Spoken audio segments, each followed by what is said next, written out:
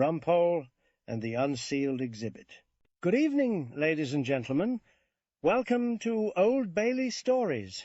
So, before you get comfortable, please take a moment to like the video and subscribe, but only if you like what I am doing here. Tell us where you are and what time it is in the comments. Now, I have always held that there are two kinds of seals in this world. There is the sort which barks on seaside postcards and bites small children, and there is the sort which is meant to keep the Crown's precious exhibits safe from the sticky fingers of fate, misfortune, and the Metropolitan Police. In tonight's little entertainment, it was not the seaside variety that caused the trouble. It was the other kind, the absent kind, the kind that ought to be there, solemnly applied by a conscientious hand, numbered, logged, initialed, and treated with the reverence usually reserved for bishops and the head of chambers.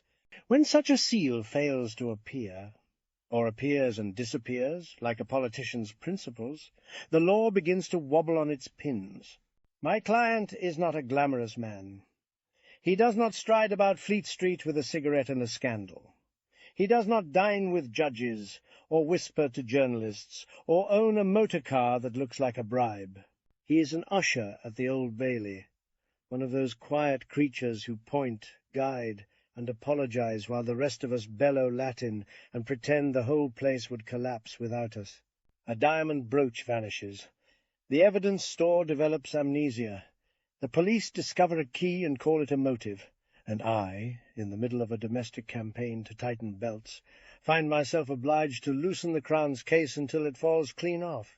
Now, switch off the lights, pour a modest glass of Chateau Thames embankment, and let us see what the Old Bailey has to say tonight. Chapter 1. The Brief with No Seal. She who must be obeyed chose breakfast to announce economy. Rumpole, she said, in the tone she might have used for declaring war, we shall have to tighten our belts. This domestic order is never directed at her own waist, which has the moral firmness of a ruler laid along a school desk. It is always directed at mine, which has spent years in friendly negotiations with steak and kidney pudding. How admirable, I said. Austerity at Froxbury Mansions. We shall be the first flat in the building to go without oxygen. You can joke, she said, buttering toast as if it were an enemy position, but you are not a young man. You cannot go on living on that wine.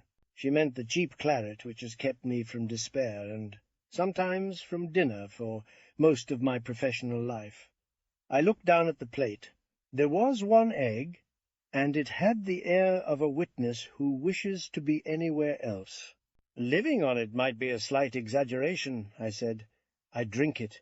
I do not move into it. You will not be late, she said. We are going to see my cousin in the afternoon. Her cousin, like most of Hilda's relations, has the gift of turning a polite visit into a cross-examination. I opened my mouth to protest. But prudence is a virtue. One learns early in marriage if one is not to be found dead behind the sofa. It was at that moment, when I was considering whether I might hide in the lavatory until dusk, that the telephone rang. Hilda picked it up. She listened. Her face hardened, which is always impressive, because it begins from a strong position. "It is for you," she said. "Your clerk. He says it is urgent." Henry Trench has never said anything in his life that was not urgent. Even his pauses have an air of panic. I took the receiver. "Mr. Rumpole, sir," came Henry's voice, breathless as a man reciting Shakespeare while running for a bus. "I am so sorry to disturb you at home, but there is a brief. It has just arrived from Bernard. Old Bailey tomorrow." Henry has a way of saying Old Bailey which makes it sound like a diagnosis. "Tomorrow?" I said. "Henry, I have an engagement this afternoon. I am being dragged to the lair of Hilda's cousin." "I know, sir," Henry said. "But the brief is marked urgent. There is a note. It says, and I quote, 'If we do not attend tomorrow, the client may plead guilty.'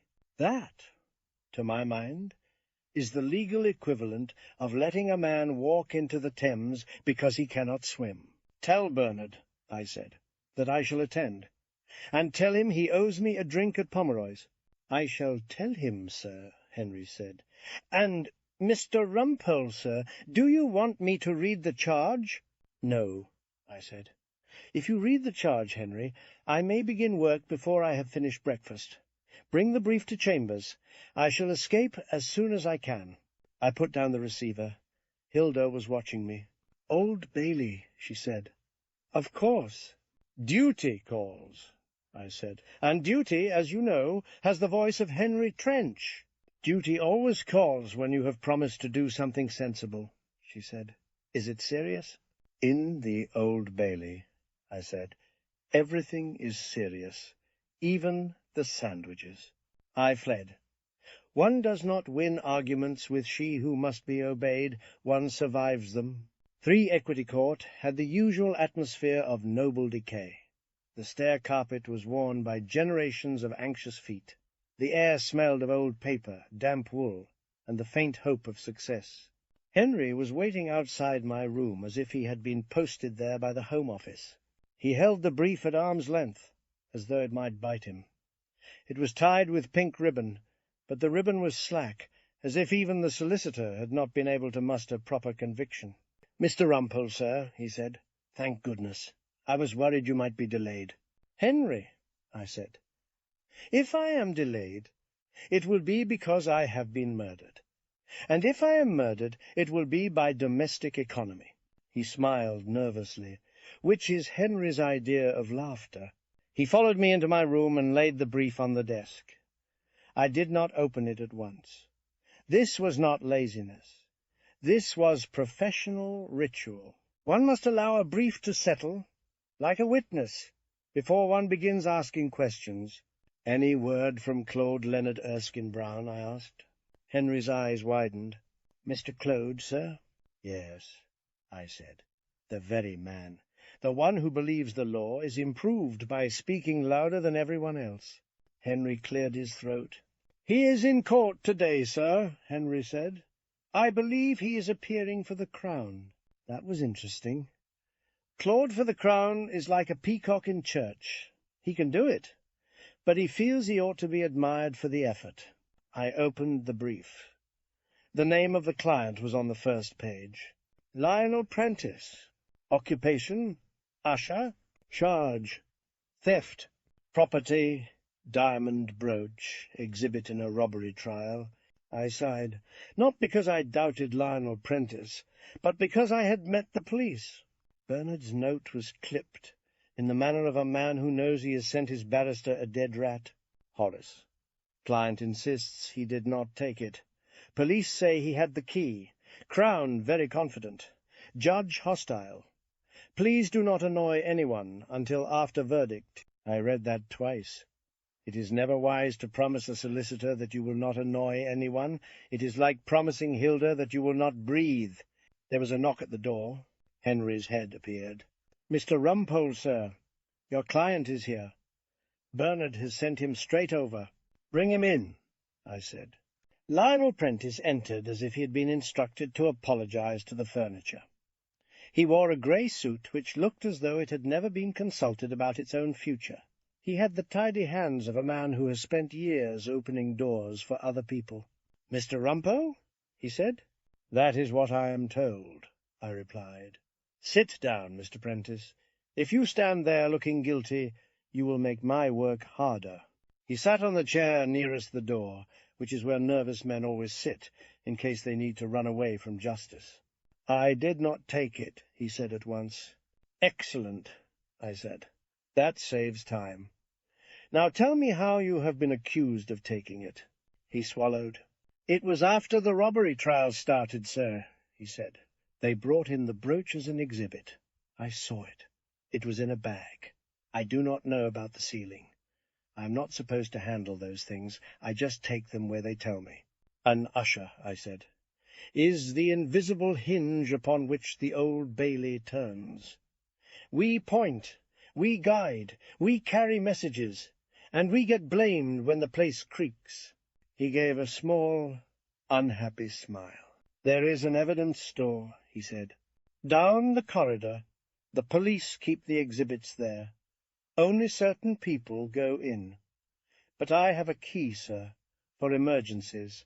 If a juror needs a chair, or if the judge wants something— They gave me the key years ago. I've never used it for anything else. And now, I said, the brooch has disappeared. And the police have remembered your key. He nodded. They said it went missing overnight, he said.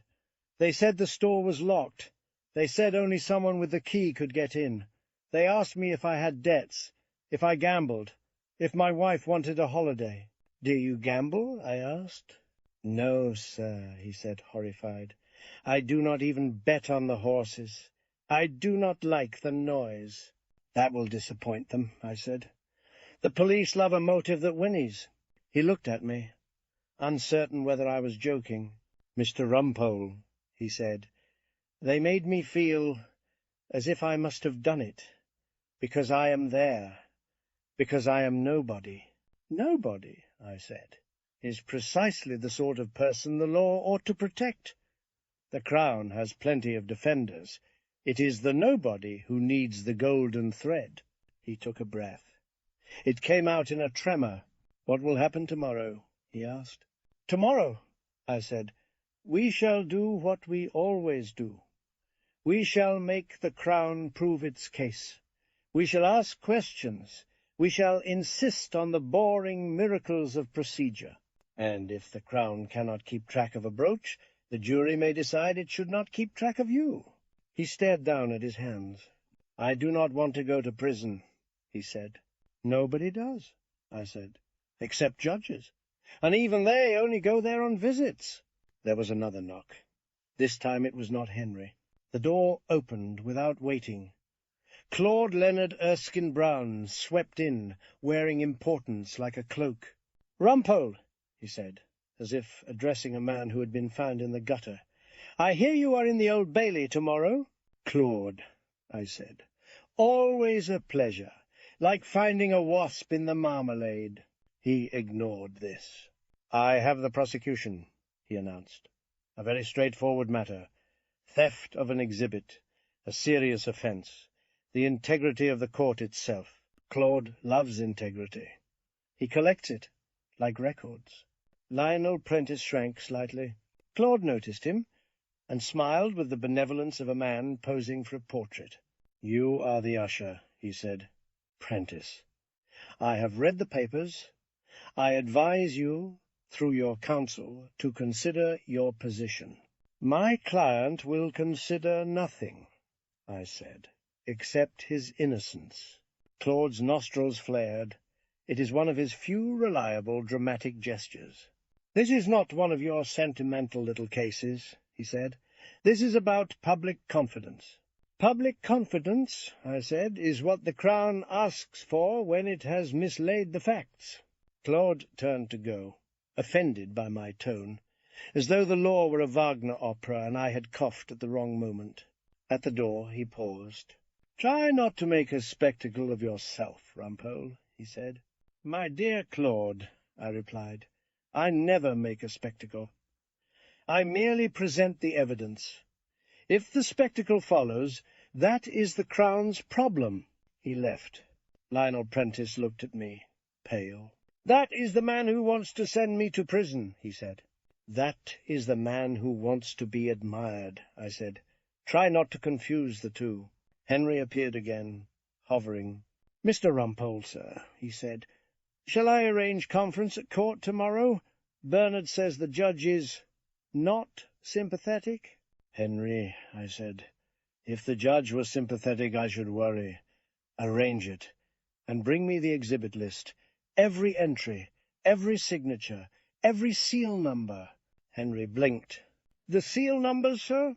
Yes, I said, because in a case about a missing brooch, the first thing I want to know is whether the Crown can even tie its own knot. Lionel Prentice rose, still anxious, but a little less crushed. Thank you, Mr. Rumpole, he said. Do not thank me, I said. Thank the jury in advance. They have common sense. It is their greatest offence. When he had gone, I sat with the brief and considered my afternoon. Hilda's cousin still awaited. But so did Pomeroy's. There are times when a man must choose his refuge. I chose the one with claret. Chapter 2. The Courtesy of the Court. If the Old Bailey has a heart, it does not show it. It stands there in its grey dignity, like a headmaster who has decided that kindness encourages laxity. Still, it is home to me, in the way a draughty room can be home if you have spent enough years shivering in it. I stopped at Pomeroy's on the way, not because I am weak, but because I am wise. A man cannot face the machinery of justice without oiling his spirit. Pomeroy's wine bar, with its dim lamps and its smell of old wood and younger lies, offers a form of lubrication that the Lord Chancellor has never taxed. There was the usual crowd, solicitors whispering as though conspiracy were a professional duty, a couple of barristers pretending not to look at one another's briefs, a man from the press, who sat with a notebook and the air of someone hoping for blood without having to see it. I ordered claret. The glass arrived, looking as if it had been filled by a hand that believed in portion control. I drank anyway. Phillida Erskine-Brown was there, of course. My Portia does not haunt Pomeroy's as I do, but she sometimes appears, like a magistrate with a conscience, to remind me that the law can be practised without spitting on everyone in uniform. "Rumpole," she said, sliding into the seat opposite me as if it had been reserved by the rules of fate. "I hear you have a case tomorrow." "In the Old Bailey," I said. "A missing diamond brooch. An usher with a key. The Crown with a theory." "The Crown always has a theory," Phillida said. "It is the facts it struggles with." I told her what I had seen in the papers. The exhibit, the key, the police certainty, the judge's sour mood, reported by Bernard in language that suggested a man walking into fog. Phillida listened with her calm face, the one that makes judges feel safe and opponents feel slightly foolish. "What is your defense?" she asked. "The defense," I said, "is that my client did not steal anything, and the police have mistaken possession of a key for possession of a character." "That will not be enough," she said. "Not with a jury, not with Claude." "Claude will make it about integrity," I said. "He will speak as though the brooch were the crown jewels and Lionel Prentice were the devil in a grey suit." Phillida leaned forward. "Then do not give him the grey suit," she said. "Give him the procedure. If you can show the jury that the police cannot handle their own exhibits, Claude's integrity will start to look like theatre." "Phillida," I said, "you have just described my favourite sort of case, one in which the Crown ties its own shoelaces together. And try," she added carefully, "not to insult every officer in the Metropolitan Police before luncheon." "I shall insult only the guilty ones," I said. "That may be too many," she replied. I left Pomeroy's fortified by claret and Portia's professional seriousness. Outside, London had its usual damp impatience. The traffic hissed. People hurried as if they were late for disappointment. At the Old Bailey the next morning, Lionel Prentice was waiting in the corridor with Bernard. My solicitor looked worn, which is what happens to a man who spends his days trying to persuade the law to be reasonable. "Horace," Bernard said, "thank you for coming." "I came," I said, "because Henry told me you feared my client might plead guilty. I regard guilty pleas as a sort of modern vice." Lionel smiled weakly. "I will not plead guilty," he said. "That is splendid," I said. "It deprives the system of its favourite shortcut." We were herded into a small room for conference. The walls were thin. You could hear other people's fears through them. Lionel sat with his hands clasped, as though praying to a god of paperwork. "Tell me again," I said, "about that key." "It is an emergency key," he said, "for the evidence store. It lives in the office. I sign it out if I take it." "Have you signed it out recently?" "No," he said. "Not for months." Bernard produced a photocopy of a page. "The police say there is no record of you signing it out," he said, "but they suggest you could have taken it without signing." "Ah," I said, "so their record-keeping is perfect, except when it is not." Lionel frowned. "I would not," he said. "I have worked there all my life. If you start taking things, even keys, it gets noticed." It was a sensible point. The Old Bailey notices everything, eventually. It is slow, but it does notice. A clerk came along the corridor and called our case. We walked into court. The judge, a lean man with a face like a reprimand, peered down at us as though deciding where to put us. He was not a cartoon villain. He was worse. He was plausible. He looked at Lionel. "Mr. Prentice," he said, "you are charged with theft. You understand?" "Yes, my lord," Lionel said. His voice tried to be steady. It made a brave effort. The judge looked at me. "Mr. Rumpole," he said. "You appear—" "I do, my lord," I said. "For the defense." The judge's expression suggested that he would rather I had been replaced by a chair. Mr. Claude Erskine Brown rose for the Crown, immaculate, confident, and slightly offended by the existence of ordinary people. "My lord," Claude said, "this is, I regret to say, a very serious matter. The disappearance of an exhibit from the court's own evidence store." "You do not regret it at all," I murmured, but quietly. Claude continued, "The Crown's case is straightforward. The exhibit was placed in secure storage. It disappeared. The defendant had access. The defendant had the key." "Had access," I said to myself, "is not the same as used access." The judge looked at Claude as if he were listening to a sermon. Claude finished with a little flourish, then sat down as though he had done his duty to civilization. "My lord," I said, rising, "I shall need proper disclosure. In particular, the full exhibit log, the sealing records, and any notes of movement in and out of the evidence store." Claude stood again, with the patience of a man being asked to show his receipts. "My lord, the defense will have what it is entitled to." "That," I said, "is comforting. It is also vague." The judge leaned forward. "Mr. Rumpole," he said, "you will not turn this into a fishing expedition." "My lord," I said, "I am not fishing. I am looking for a brooch." There was a pause. The judge did not smile. Judges rarely do. It encourages lawyers. "Very well," he said. "The Crown will serve the documents. The case is listed for trial tomorrow." We were sent back into the corridor, where the air is always thicker with gossip than oxygen. Claude approached, smiling his smile of public virtue. "Rumpole," he said, "I trust you will advise your client sensibly." "I always advise my clients sensibly," I said. "They do not always follow it. That is why I have a career." "You are wasting the court's time," Claude said. "The court," I said, "has been wasting its own time for centuries. I merely participate." Claude walked away, offended. Henry appeared almost at once, holding a sheaf of papers as though they might escape.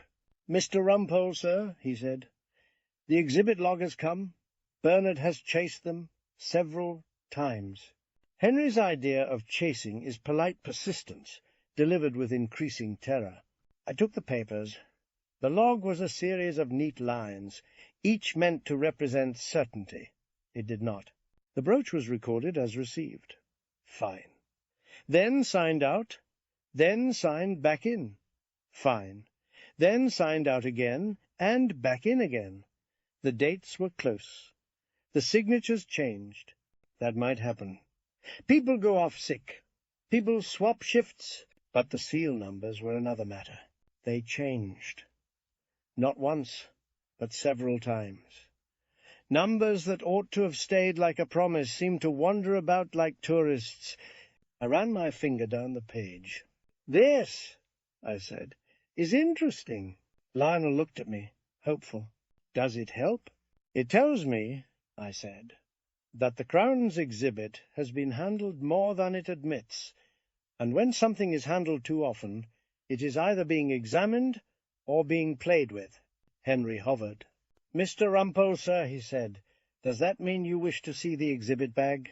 "It means," I said, "that if the Crown relies on procedure, I wish to see whether the procedure exists." Bernard cleared his throat. "Horace," he said, "the police are not delighted. They say the evidence store is secure." "They always say that," I replied. "It is their favourite lullaby. It puts them to sleep." Lionel looked down. "They kept saying the key," he said. "As if the key itself proved it." "A key," I said, "proves only that a door can be opened. It does not prove who opened it, or why, or whether the lock was any use in the first place." I folded the papers and put them in my case. "A case like this does not begin in the witness box. It begins in the paperwork, where lies are told in tidy handwriting."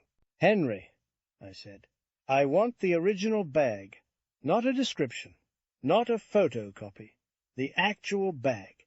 And if it is sealed, I want to know by whom, when, and with what number." Henry nodded, already anxious. "Yes, sir," he said. "I shall speak to the Crown's clerk. And, Bernard," I added, "arrange for me to visit the evidence store this afternoon. I should like to see the shrine in which the police claim to keep their treasures." Bernard looked doubtful. "They will not like it." "Then," I said, "we are on the right path." Lionel watched me with the expression of a man who has seen the first small crack in a wall. "Do you think they have made a mistake?" he asked. "The police," I said, "make mistakes the way judges make remarks, regularly and without apology. The question is whether the mistake is innocent or convenient." And with that pleasant thought, we prepared to walk back into the rain in search of a seal that might not exist at all. Chapter 3. The Miracle of Procedure. I have always believed that the Metropolitan Police regard procedure as a sort of holy water.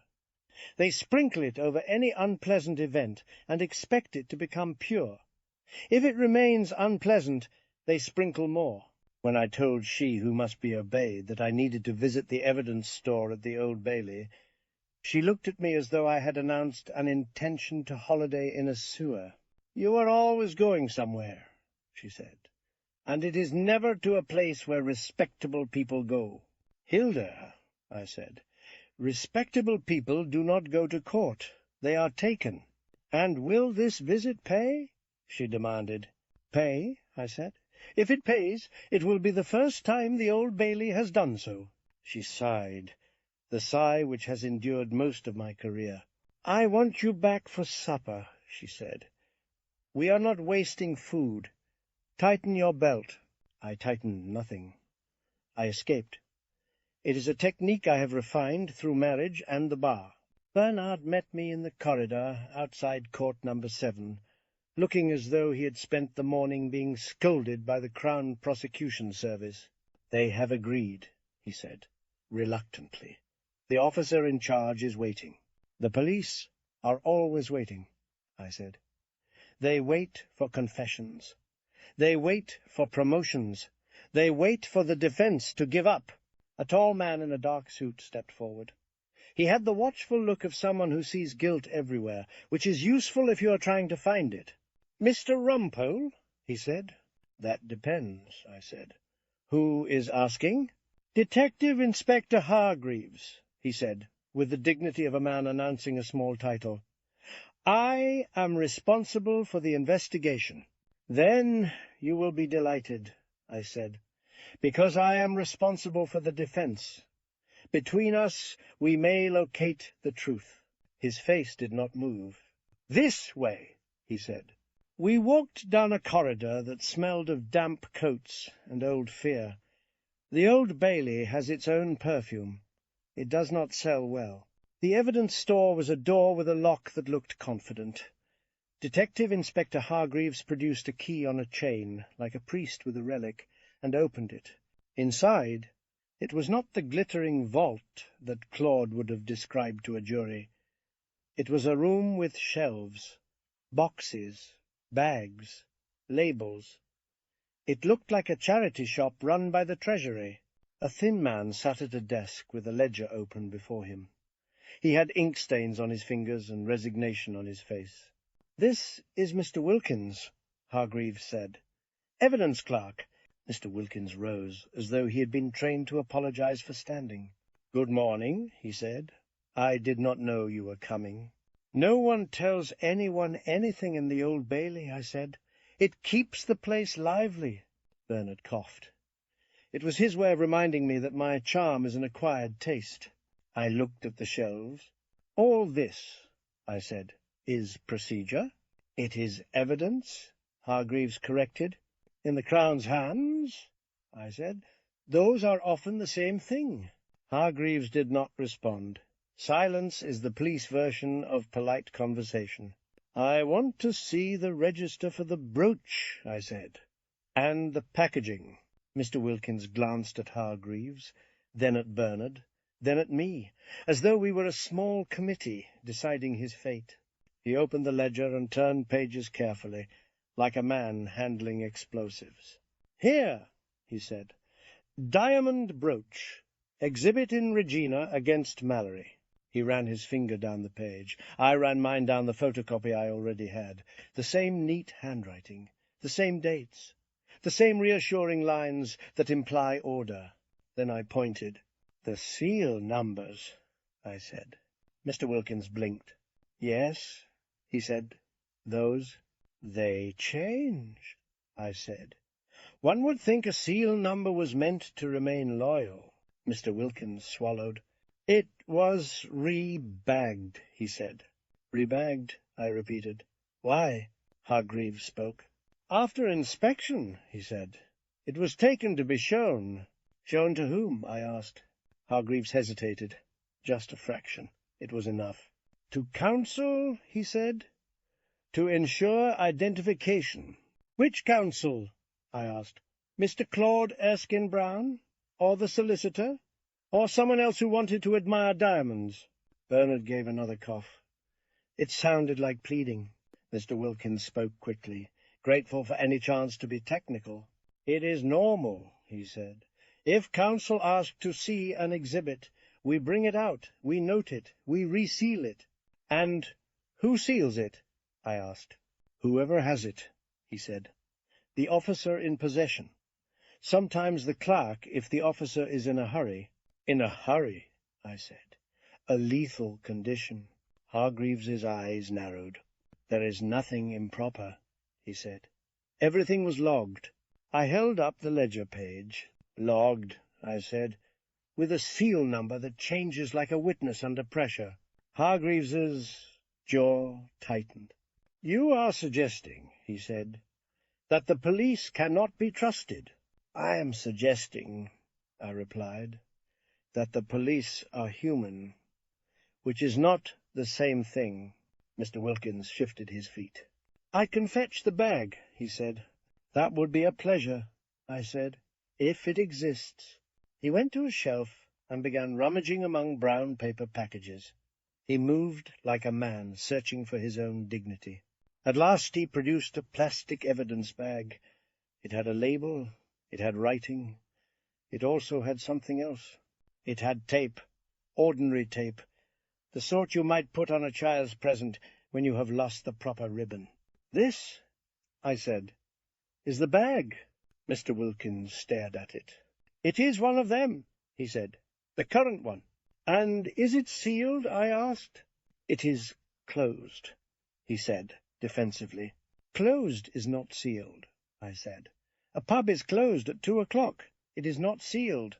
That is why I can still get in." Hargreaves stepped forward and took the bag. "It is secure," he said. I leaned closer. The tape was stuck down, but it had bubbles underneath. A fingernail could lift it. A child could lift it. A bored police constable could lift it. "Secure," I said, "is an imaginative word." Mr. Wilkins looked miserable. "I did not do that," he said. I do not handle the tape. That would be the officers. Which officers? I asked. Mr. Wilkins looked at Hargreaves again. The inspector's stare was a warning.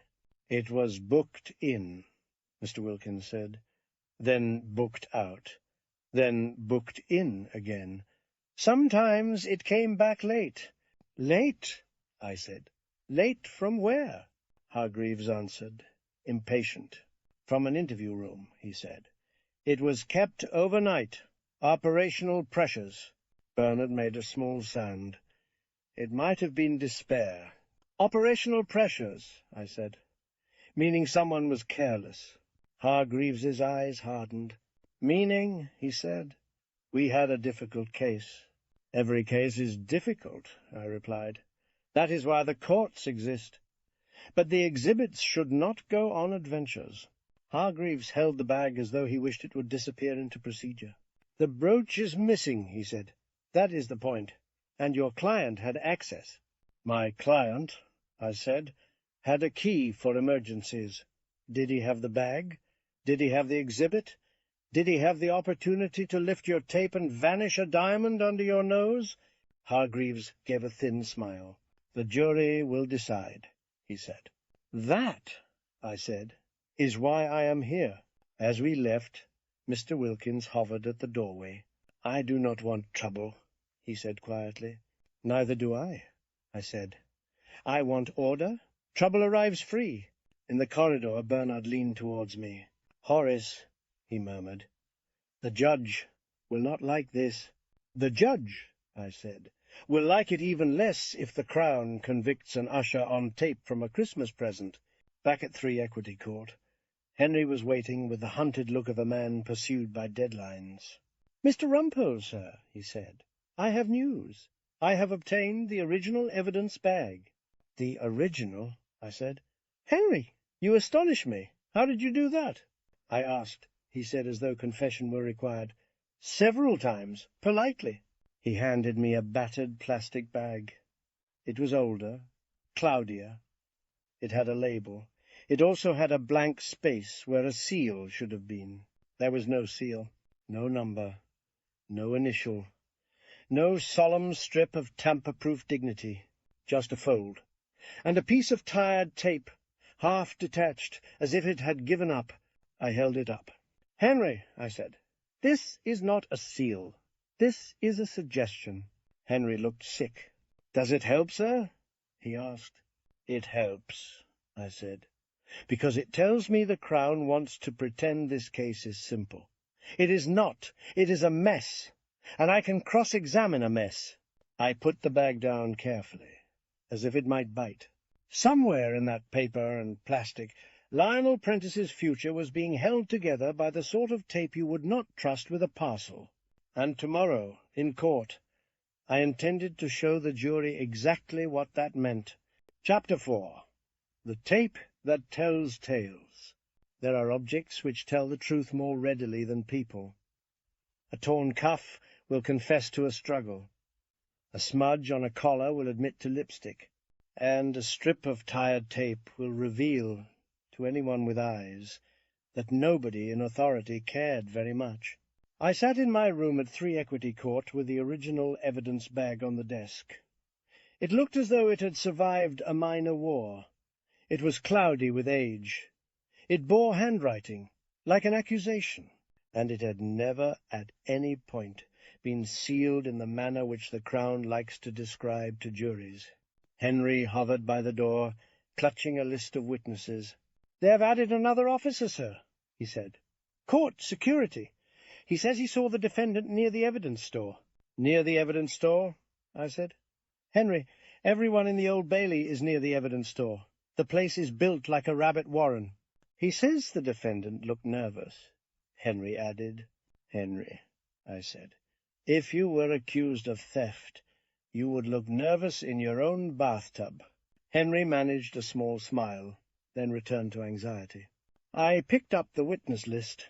Detective Inspector Hargreaves, Investigating Officer, Mr. Wilkins, Evidence Clerk, Court Security Officer, 1 police constable, Exhibit Officer, and a jeweller. called by the Crown to praise the brooch as though admiration were proof. Claude would present it as a pageant of order. I could already hear the phrases: proper procedure, secure storage, chain of custody, public confidence, all the comforting hymns. "Henry," I said, "I want to see Lionel Prentice again today." Henry looked as though I had suggested drowning. "Before the trial, sir?" "Before the trial," I said. "A jury likes a man. It is not in the books, but it is true." "He is waiting," Henry said. "Bernard has brought him." Lionel came in with his grey suit and his apologetic smile. He carried his hat in both hands, as if it might defend him. "Mr. Rumpole," he said. "Sit down," I told him, "and tell me the truth, which you have already done once." He sat. "I have never stolen anything," he said. "Not even a pen." "That," I said, "is the sort of virtue which gets people accused. Now, money, debts, lovers, secret vices, confess them to me." He looked startled. "There is nothing," he said. "My wife keeps the accounts. She says we manage. We do not have holidays." "Your wife," I said, "is already more responsible than most judges." He gave a weak smile. "I do not gamble," he said. "I do not drink much. I have not even been in trouble for shouting." "All excellent," I said. "Now tell me about the key." "It is kept in the usher's office," he said. "In a drawer. We have a book. If I take it, I sign. If I do not sign, someone asks why." "Have you ever seen anyone take it without signing?" His eyes flickered. "No," he said. Then he paused. "Not properly." "Mr. Prentice," I said, "the law has little patience for half answers." He swallowed.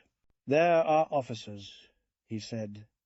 "Sometimes, if they are in a rush, they ask for it.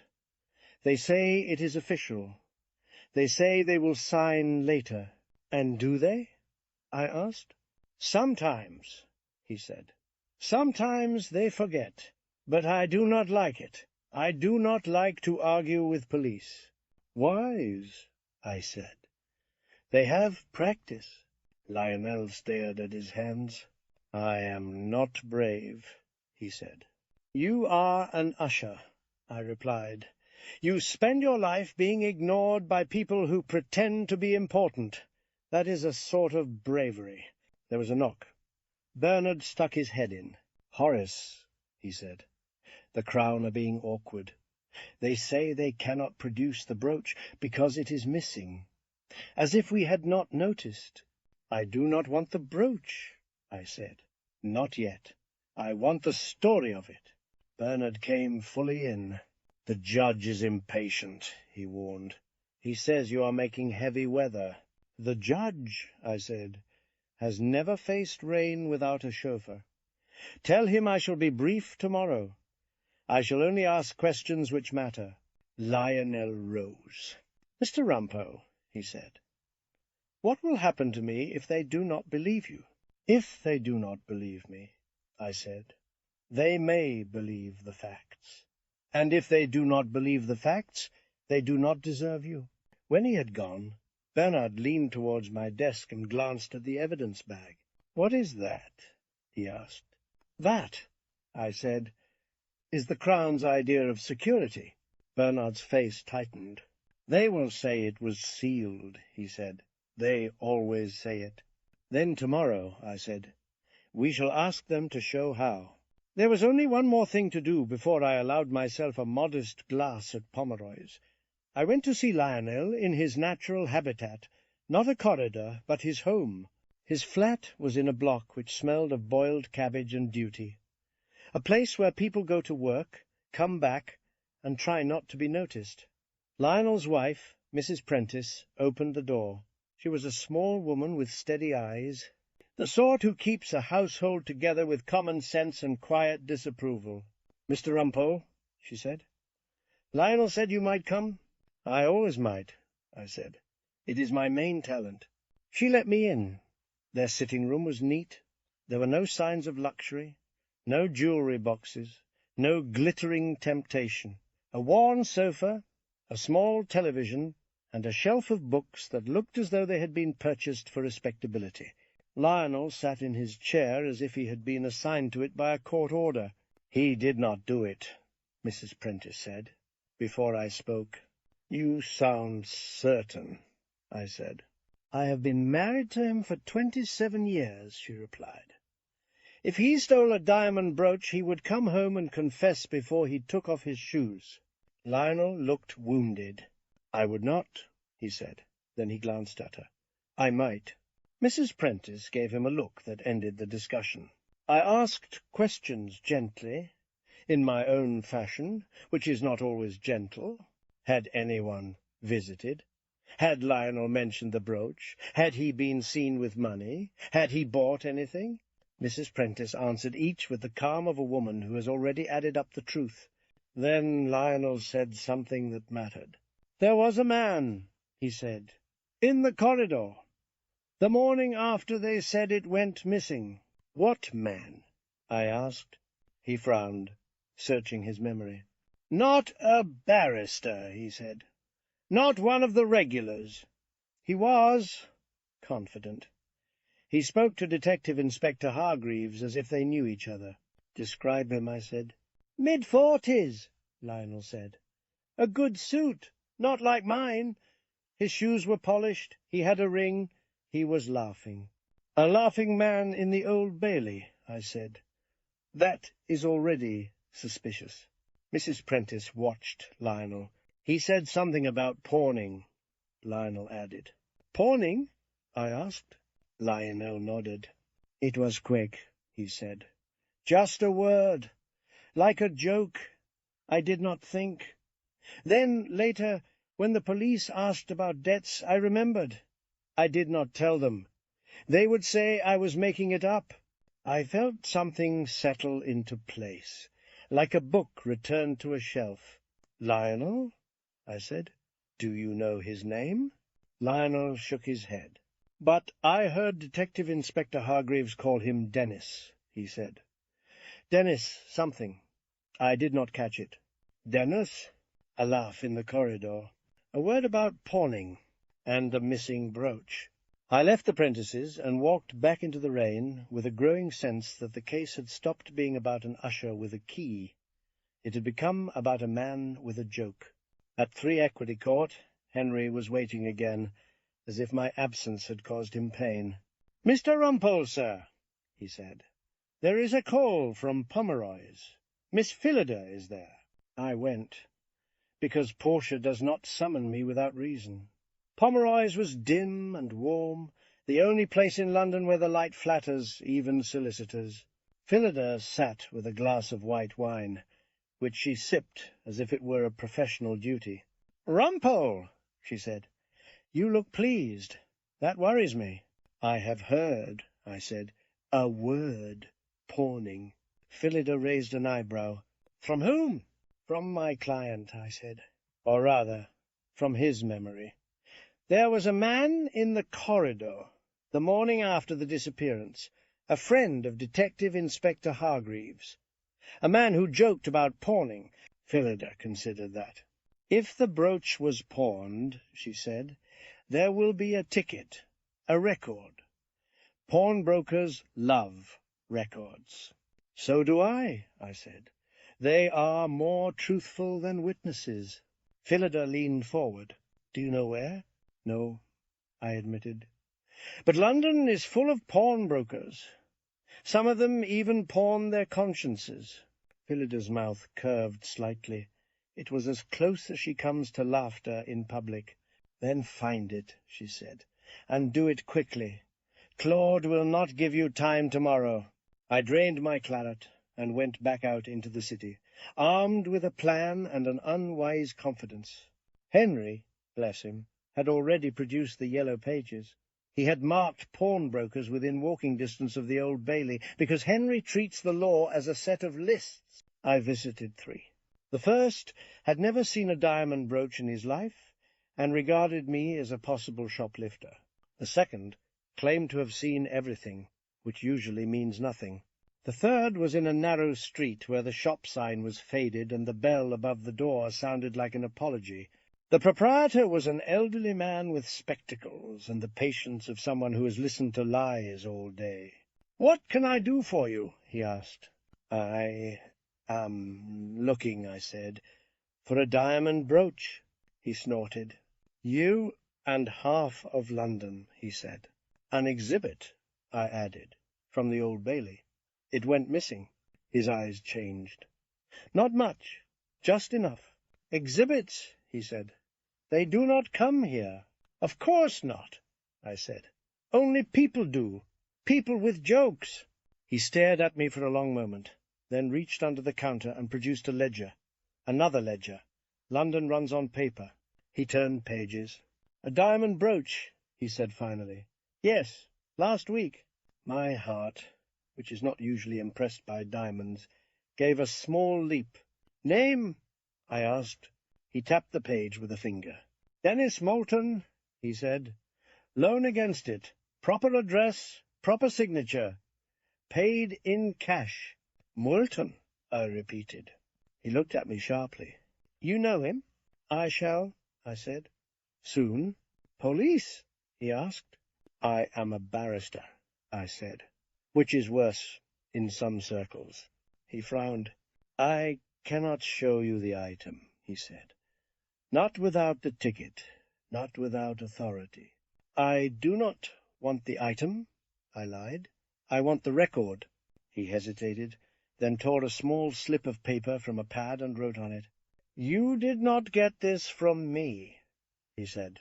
"Of course not," I replied. "I get nothing from anyone. I merely discover it." I left with the name on the paper and the taste of victory beginning to form.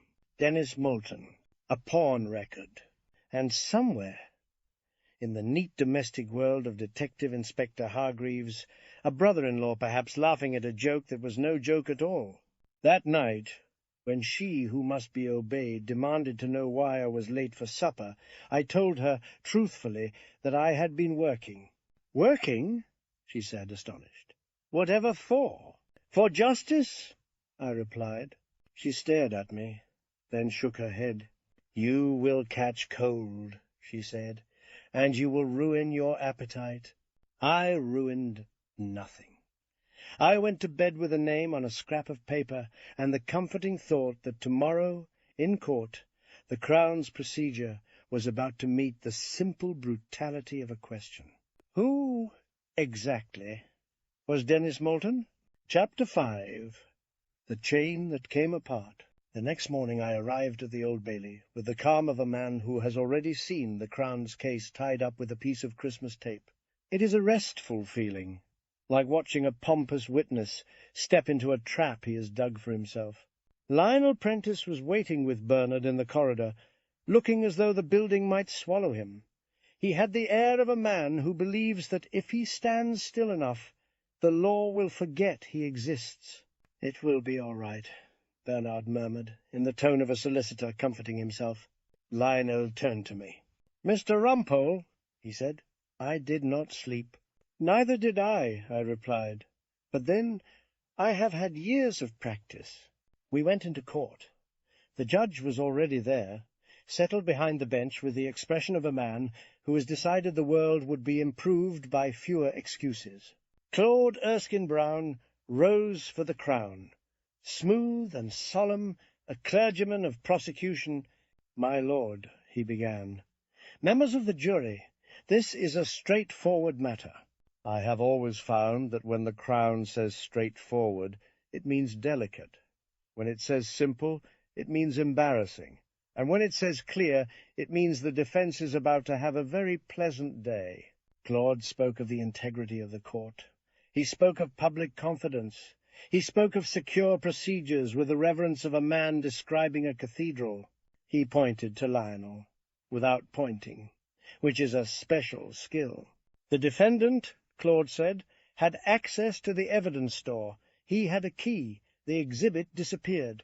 There is only one rational conclusion. Claude sat down, satisfied, as though he had restored order by speaking loudly enough. The first witness was Detective Inspector Hargreaves. He walked to the witness box with the steady stride of authority. He took the oath as if it were part of his uniform. Claude led him gently through the story. An exhibit received, a brooch stored, a secure room, a key held by the defendant, a disappearance. "And what did the defendant say?" Claude asked. "He denied taking it," Hargreaves said. "Did he offer any explanation?" "No," Hargreaves said. "He had none." Claude spread his hands. "Thank you," he said. "No further questions?" "Of course not. The Crown seldom asks the questions it does not want answered." I rose. Detective Inspector Hargreaves watched me with polite dislike. "Inspector," I said, "you are in charge of the investigation." "Yes," he said. "And you believe my client stole a diamond brooch?" "I believe the evidence points to him," he replied. "Evidence," I said, "or assumption dressed up in a uniform?" The judge shifted slightly. Claude raised his eyebrows, offended. Hargreaves remained composed, which is what the police practice in mirrors. "The exhibit was kept in secure storage," I continued. "Yes," he said. "Let us talk about that security," I said. "The evidence store. It has a lock." "Yes," he said. "And keys?" "Yes," he said, "held by authorized staff. My client had a key. He had access," Hargreaves said. "Access is a wide word," I said. "I have access to this court. It does not mean I run it." The jury smiled faintly. "A small victory." "Now," I went on, "the brooch was an exhibit in another case." "Yes," he said. "Is it correct that it was signed out, and in several times?" "It may have been shown," he said, "to counsel, for identification." "And each time it was resealed?" "Properly," he said. "Properly," I repeated, "with a seal number." "Yes," he said. "Inspector," I said, "do you have the exhibit log?" Claude stood. "My lord," he said, "the log has been disclosed. The defense has it." "I do," I said. "That does not mean the jury has seen it." The judge looked at me with impatience, then nodded. "Proceed," he said. I held up the log. "Inspector," I said, "can you read the seal number recorded when the exhibit was first received?" Hargreaves read it. "And now," I said, "can you read the seal number recorded when it was returned after being shown?" He read it. It was different. "And again," I said, "when it was shown a second time." "Different again?" The jury leaned forward. The judge frowned. Claude became very still. "Inspector," I said, "are you telling this court that the seal number changed by magic?" "It was rebagged," Hargreaves said. "Rebagged," I said. "Why?" "Wear and tear," he replied. "On a plastic bag," I said. "Extraordinary. Was it chewed by one of those seaside seals I have heard so much about?" The judge cleared his throat. The jury looked interested. Hargreaves's eyes hardened. "It was procedure," he said. "Procedure," I said, "is a favorite word. It means, does it not, whatever was done?" Claude rose. "My lord, the witness has answered." "Indeed," I said. "He has answered, and in doing so he has told us that the chain of custody depends on bags which change like alibis." The judge stared at me, then at Hargreaves. "Mr. Rumpole," he said, "confine yourself to questions." "I shall, my lord," I said. "Inspector, who sealed the bag on each occasion?" Hargreaves hesitated. "Officers in possession," he said. "Which officers?" I asked. "It varies," he said. "So," I said, "the seal changed, the bag changed, and the sealing officer varies. A busy little exhibit." He stared at me. "It was secure," he insisted. "Let us look at the original packaging," I said. "Inspector, have you ever seen the original evidence bag?" "Yes," he said. "Was it sealed?" There was the smallest pause. "It did not last long." but it lasted long enough. It was secured, he said. Secured, I repeated. With what? A numbered seal, or tape. It was closed, he said. That was not an answer. That was a confession. My lord, I said, may the original bag be produced. Claude sprang up. My lord, the brooch is missing. The crown cannot produce what it does not have. I did not ask for the brooch, I said. I asked for the bag. Even the crown, I hope, can manage a bag. The judge looked at Claude with displeasure. Produce it, he said. Claude conferred with the clerk, then nodded stiffly. A moment later, a court officer brought the original bag to the usher. It made its way to me. I held it up, careful, as though it were a rare document. Inspector, I said, do you see a seal? He stared. There is tape, he said. Yes, I said. Tape! No seal number. No tamper-proof strip. No initials. Nothing the jury might call secure. Claude's face was tight. The judge looked down at the bag as if it had personally insulted him.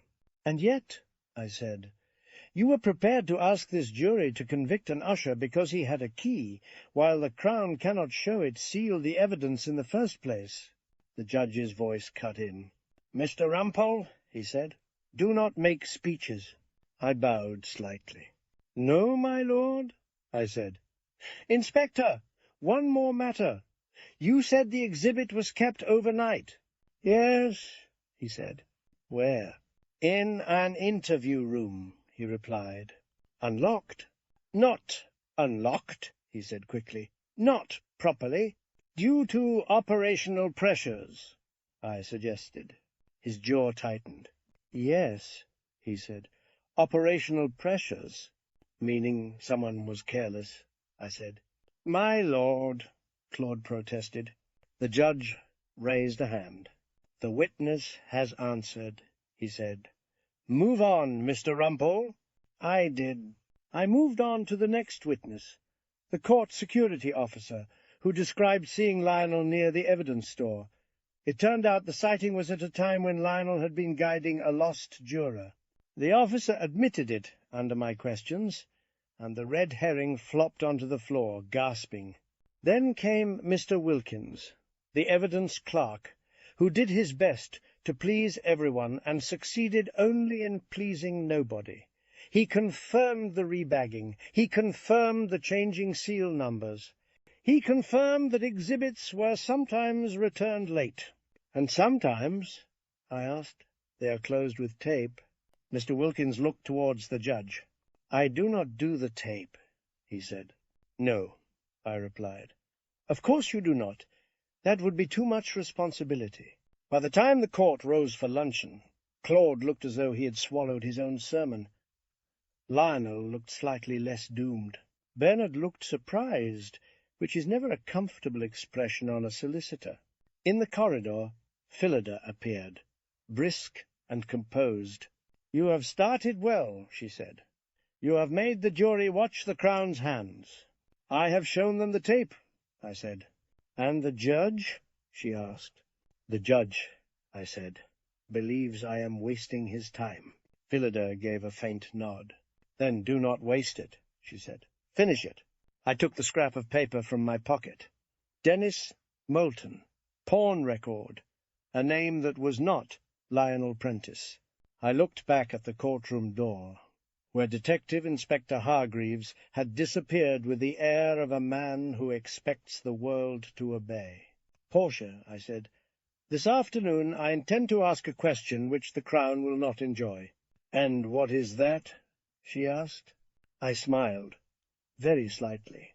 Who exactly, I said, is Dennis Moulton? And for the first time that day, I saw Phillida look almost amused. Do it carefully, she said. Claude will try to stop you. I always do things carefully, I replied. I simply do them in a way that alarms people. We went back into court. Claude was already on his feet, ready to resume his straightforward case. I sat down, the pawn record warm in my pocket, and waited for the right moment to pull the last thread. When it came, I intended the whole chain to come apart in the witness box. Chapter 6. The Name on the Ticket.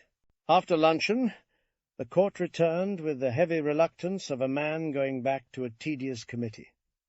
The judge settled himself behind the bench as if he had been unfairly summoned from somewhere more important. Claude Erskine-Brown rose at once, keen to recover his straightforward case from the mud I had thrown into it. "My lord," Claude said, "the Crown will now call Police Constable Gibbons." Police Constable Gibbons was a solid young man, with a haircut that suggested the Metropolitan Police issued them by regulation. He took the oath and looked at the jury with the pained innocence of someone who believes paperwork is character. Claude guided him through the story of the brooch with careful hands. "You were the exhibit officer?" Claude asked. "Yes," the constable said. "I was responsible for signing the item in and ensuring it was properly stored." "Properly stored," Claude repeated, as though the phrase were a guarantee. "Yes," said the constable. "And was it sealed?" "It was secured in an evidence bag," he said. "With tape." Claude's head moved slightly. The smallest flinch he recovered at once. "Tamper-evident tape," he said, quickly. "Just tape," Police Constable Gibbons said, with the honest simplicity of youth. "We use it to close the bag." Claude's smile tightened. Then he steered the constable away from tape as if it were contagious. "The item was placed in the evidence store at the Old Bailey?" Claude asked. "Yes," said the constable. "And who had access?" "Authorized staff," the constable said. Claude nodded towards Lionel Prentice. "Did the defendant have a key?" "Yes," the constable said. "For emergencies." Claude's face relaxed. The key was his hymn. "No further questions," he said. I stood. Police Constable Gibbons looked relieved to see me, which was touching. Most of the police grow out of that. "Constable," I said, "you described yourself as responsible for ensuring the exhibit was properly stored." "Yes," he said. "And your idea of proper storage includes tape?" "It keeps it closed," he said. "Closed," I said, "is a useful condition for a bag, but it is not the same as sealed, is it?" He frowned. "It is evidence tape," he said, a little less certain now. "Does it have a number?" I asked. "No," he admitted. "Does it have initials?" I asked. "No," he said. "So," I said, "if you lift it and stick it back down, does anyone know?" His cheeks reddened. "If it is tampered with, you can see," he said. I held up the original bag, which the court officer had left on the defense table. I had asked for it to remain, and the judge had allowed it with a look that said I was playing with rubbish. "Constable," I said, "look at that tape. Can you tell whether it has been lifted?" He stared at it, then at me. "It looks worn," he said. "Worn," I said. "Like the truth." Claude rose. "My lord, the witness cannot speculate." "I am not asking him to speculate," I said. "I am asking him to observe. It is a skill we encourage in the police." The judge's mouth tightened. "Proceed," he said. "Constable," I asked, "did you ever leave the brooch outside the evidence store?" He hesitated. "It was shown," he said, "to counsel, for identification." "And where was it shown?" I asked. "In an interview room," he said. "At the Old Bailey?" I asked. "Not at the Old Bailey," he said. "At our station. The case team were there." The jury stirred. The judge leaned forward slightly. Claude stared at the constable as if trying to silence him by will. "And did it return to the evidence store immediately?" I asked. The constable swallowed. "No," he said. "It stayed overnight." "Overnight," I repeated. "In an interview room." "Yes," he said. "Due to operational pressures." I smiled. Operational pressures, I said, a phrase that means someone could not be bothered. My lord, Claude protested. The judge raised a hand. Mr. Rumpole, he said, do not comment. Ask questions. Yes, my lord, I said. Constable, was that interview room locked? Yes, he said. And who had the key? I asked. He looked uncomfortable. Officers, he said. People working. Which officers? I asked. He shifted his feet. Detective Inspector Hargreaves, he said, and others. And your tape, I said, was all that stood between a diamond brooch and anyone with fingers. Claude stood again. My lord, this is becoming improper. It is becoming interesting, I said. That is why the Crown dislikes it. The judge stared at me as though weighing contempt. Then he looked back at the constable. Answer the question, he said. Who had access? The constable looked trapped between obedience and loyalty. I do not know everyone, he said, but Detective Inspector Hargreaves had it. I nodded and sat down. I had what I needed. A jury does not require a lecture. It requires a picture. A brooch in an interview room overnight is a picture. Claude called his jeweller, who described the brooch as valuable, distinctive, and attractive. He spoke as though the diamonds themselves were witnesses for the Crown. The jury listened politely, which is what juries do when bored. Then Claude sat, and the court rose for the day. In the corridor, Bernard grabbed my sleeve. "Horace," he hissed, "what are you doing? You have made it worse. Now the brooch was at the station. The judge will think your client had even more opportunity." "My dear Bernard," I said, "my client is an usher. He does not spend nights in police interview rooms. The opportunity has travelled away from him." Bernard stared at me. "You have something," he said. "I can see it." "I have a name," I replied. Henry appeared, pale and faithful. "Mr. Rumpole, sir," he said, "Mr. Claude is furious. He says you are trying to ambush the Crown." "I am not ambushing," I said. "I am merely refusing to walk into their trap." Phillida arrived, carrying her bag like a weapon. "Rumpole," she said, "you have opened the door. Now you need to walk through it." "I intend to," I said, "tomorrow." Back in chambers, I spread my papers on the desk. The pawn ticket copy lay beside the exhibit log, a neat little bridge between the Crown's missing brooch and an honest pawnbroker's ledger. Bernard sat opposite me, reluctant now to speak. "Horace," he said at last, "are you sure? If you accuse the wrong man—" "I do not accuse," I said. "I ask questions. The wrong man has nothing to fear from questions." Henry hovered, as usual. "What is the plan, sir?" he asked. "The plan," I said, "is to recall Detective Inspector Hargreaves. I shall ask him about his brother-in-law." Henry blinked. "Brother-in-law, sir?" "Yes," I said. "A man called Dennis Moulton." Bernard's eyebrows went up. "How do you know that name?" he asked. "I know it," I said, "because a pawnbroker wrote it down." Pawnbrokers are excellent with names. They have to be. The law is sometimes careless, but commerce never is. Bernard leaned forward. "And you have a ticket?" "A copy," I said. "Enough to raise the question, and enough to make the Crown sweat." Henry looked doubtful. "Will the judge allow it, sir?" "The judge," I said, "will allow it if he believes I have something real. Judges dislike drama, but they like facts. Facts keep the wigs in place." That evening I told She Who Must Be Obeyed that I would be late again. "Late?" she said. "For what?" "Another glass of that dreadful wine." "For my client," I said, "and for the dignity of the Old Bailey." "Dignity," she said. "From you." "Hilda," I replied. "Even the most modest candle makes a contribution in the dark." She looked at me for a long moment, then gave a reluctant sigh. "Do not come home in disgrace," she said. "I never do," I replied.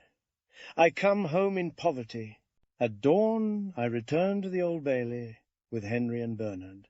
Lionel waited, pale but steady, his grey suit brushed, as if courage could be pressed into cloth.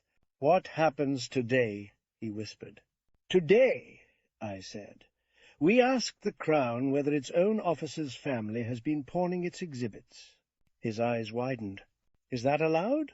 "It is," I said, "if it is true. And if it is not true, it will become true enough to be explained." We went into court. The judge looked down at us as if we were an unnecessary expense. "My lord," I said, rising at once, "I apply to recall Detective Inspector Hargreaves. There is fresh material." Claude was on his feet before the words were finished. "My lord, this is outrageous." The judge's eyes narrowed. "What fresh material?" he demanded. I held up the pawn ticket copy, not as a flourish, but as a simple fact. "A pawn record," I said, "issued the day after the brooch disappeared, in the name of Dennis Moulton." There was a stillness in court. Even Claude stopped moving. The judge's voice was cold. "And who," he asked, "is Dennis Moulton?" "That," I said, "is the question I intend to put to Detective Inspector Hargreaves." The judge stared at the paper, then at Claude. "Detective Inspector Hargreaves will return," he said. "The Crown will have an opportunity to consider this material. We will deal with it today."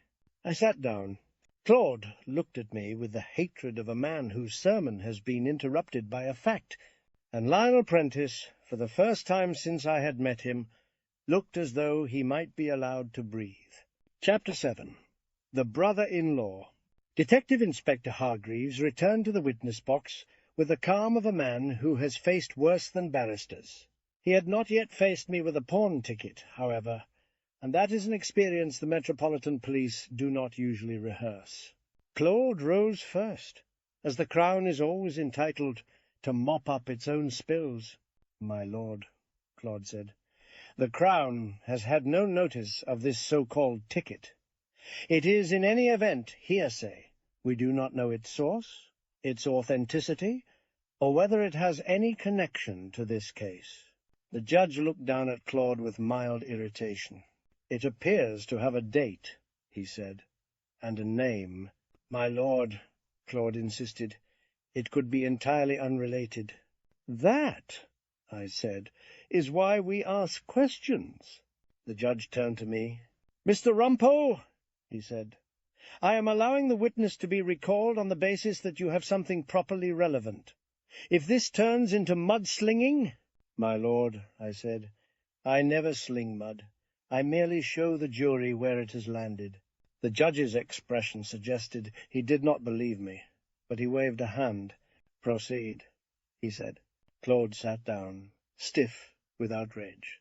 I stood. Detective Inspector Hargreaves looked at me as if I were a traffic warden. "Inspector," I said, "you remain under oath." "Yes," he said. "You have told this court that the brooch was stored securely, that procedure was followed, and that my client had access." "Yes," he said. "Now," I said, "I am going to ask you about a name. If you do not know the answer, say you do not know. If you do know, tell the truth." His eyes narrowed. "Very well," he said. I held up the pawn ticket copy. It was not an elaborate document, just a simple record, which is why it frightened the Crown. "Inspector," I said, "do you know anyone named Dennis Moulton?"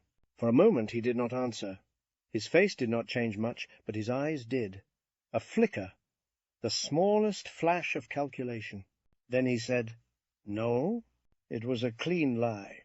Some witnesses have messy lies. This one was tidy, too tidy. "No," I repeated. "You have never heard the name?" "No," he said again. I nodded. "Inspector," I said, "are you married?" Claude sprang up. "My lord." The judge's eyes widened. "Mr. Rumpole," he said sharply, This is not a divorce court. It is not, I said. But it is a court where family connections sometimes matter. The judge glowered. Keep it relevant, he said. Yes, my lord, I said. Inspector, do you have a brother-in-law? Hargreaves's jaw tightened. Yes, he said, after a pause. And his name? Claude rose. My lord, this is outrageous. The judge leaned forward. Sit down, Mr. Erskine-Brown, he snapped. If you object, object properly. Do you have grounds? Claude sat, burning. The judge turned back to the witness. Answer, he ordered. Hargreaves swallowed. Dennis, he said. The jury stirred. Lionel Prentice's hands gripped the edge of the dock. I kept my voice steady. One must never sound triumphant too soon. It alarms judges. And his surname? I asked. Hargreaves's mouth tightened. Moulton, he said. There was a small murmur in court. Not loud, but like a draught under a door. The judge's face remained stiff, but his eyes sharpened. Thank you, I said. Now we are getting somewhere. Claude half rose, then sat again, as if he could not decide whether dignity required him to faint. Inspector, I said, are you telling the court that your brother-in-law is named Dennis Moulton? Yes, he said, the words forced. And are you telling the court, I continued, that you did not recognize the name when I asked you a moment ago? He stared at me. I did not make the connection, he said. Inspector, I said, most people make the connection between their brother-in-law and his own name. The judge rapped his pen softly on the bench. Answer the questions, he said. Yes, my lord, Hargreaves said, his voice tight. I held up the ticket again. This pawn record, I said, is dated the day after the brooch disappeared from the Old Bailey evidence store. It is in the name of Dennis Moulton. Claude leaped up. My lord, the document has not been proven. It will be, I said, if the Crown would like to call the pawnbroker, but I can at least ask the witness whether he is aware of his brother-in-law pawning a diamond brooch. The judge looked at Claude. Do you wish to challenge the authenticity, Mr. Erskine-Brown? He asked. Claude hesitated. He had the look of a man weighing risk. If he challenged it, the pawnbroker would come and confirm it. If he did not, the jury would wonder why. My lord, Claude said carefully, the Crown does not accept it at this stage. Then we shall proceed, the judge said. Mr. Rumpole may ask. I turned back to Hargreaves. Inspector, I asked, do you know whether your brother-in-law visited a pawnbroker last week? No, he said. Do you know whether he pawned a diamond brooch? No, he said. Do you know, I said, whether he has been short of money? Claude rose again. My lord, this is— The judge cut him off. Sit down, he said. Mr. Rumpole is entitled to test the witness's impartiality. Claude sat, trembling with frustration. Hargreaves looked at the judge, then at me. My brother-in-law, he said, is a tradesman. He has his own affairs. And you, I said, have an affair with this case. You are investigating the disappearance of a brooch, and your brother-in-law has pawned a brooch the day after the disappearance. That is an extraordinary coincidence. There is no proof it is the same brooch, he said. And yet, I replied, you did not tell anyone that your brother-in-law exists. You did not declare a conflict. You did not step aside. His face reddened slightly. I did not know, he said. Inspector, I said. You told us the brooch was stored securely. You told us procedure was followed. You told us my client had the key. But you did not tell us that the exhibit spent a night in a police interview room, and you did not tell us that your brother-in-law shares the name on a pawn ticket. That is a lot of not telling. The judge leaned forward. Inspector, he said, why was this not disclosed? Hargreaves looked trapped. "My lord," he said, "I did not see it as relevant." The judge's voice became colder. "It is relevant," he said. "It is plainly relevant." Claude stood. "My lord, the Crown will consider its position." The judge stared at him. "You will do so quickly," he said. "This court is not a rehearsal room for surprises." I continued, because it was time to tighten the net. "Inspector," I said, "when you interviewed my client, did you ask him whether he knew anyone named Dennis?" "No," he said. "Did you check whether anyone else had access to the exhibit?" "Yes," he said, too quickly. "Did you check your own interview room logs?" He hesitated again. "I did not," he said. "And did you check the pawnbrokers near the Old Bailey?" "No," he admitted. "So," I said, "you did not check the very place where stolen jewelry often ends up." His shoulders stiffened. "We had the key," he said.